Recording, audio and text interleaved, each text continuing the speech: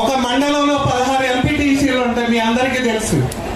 4-3 మనకి బీసీలకు రిజర్వేషన్ ఇస్తారు. కానీ ఈ రోజున 3 సంవత్సరాల నుంచి 4 సంవత్సరాలు అన్న పోరాటం చేస్తూ ఉంటే ప్రతి గ్రామంలో కూడా బీసీఐ పార్టీకి సంఘీభావం తెలియజేస్తా ఉన్నారు, మద్దతు తెలియజేస్తా ఉన్నారు. రేపు ఎంపీటీసీగా ప్రతి గ్రామంలో కూడా బీసీఐ పార్టీ తరఫున బీఫామ్ తో నామినేషన్ జరుగుతున్నాయి. ఓసీ దాంట్లో కూడా బీసీ నామినేషన్ స్థితికి ఒక బీఫామ్ రావటం అంటే అది చరిత్ర.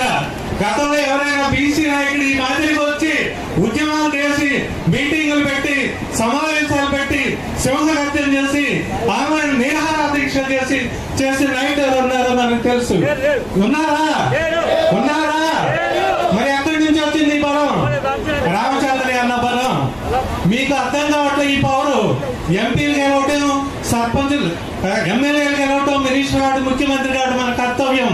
అయినప్పటికీ మీరు చూడండి, రాబోయే 6 నెలల్లో 1 నెలలో స్థానిక సంస్థలకు నోటిఫికేషన్ ఇస్తున్నారు. చరిత్ర తిరగరాస్తాం మనం. చరిత్ర ఎట్ట తిరగరాస్తాం అంటే, గతంలో అక్కడ ఆర్ కృష్ణయ్య గారు బీసీ సంఘాలతో పనిచేసి సీఎం క్యాండిడేట్ గా అక్కడ ఎలక్షన్కి వెళ్ళారు. నిన్న మీరు చూశారు స్థానిక సంస్థల ఎలక్షన్లో 70% బీసీలు కొట్టారు. ఘనంగా చెప్పబడతారా?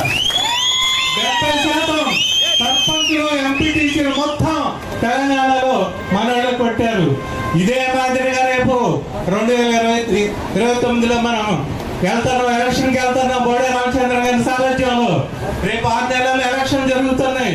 ప్రతి గ్రామంలో ప్రతి మండలంలో మనం గెలవబోతా ఉన్నాం. మనం సంస్థాగతంగా వృద్ధి చెందుతున్నాం. కబడ్దార్ అని హెచ్చరిక చేస్తా ఉన్నాం. జడ్పీటీసీలు మనయే, ఎంపీపీలు మనయే, సర్పంచులు మనయే.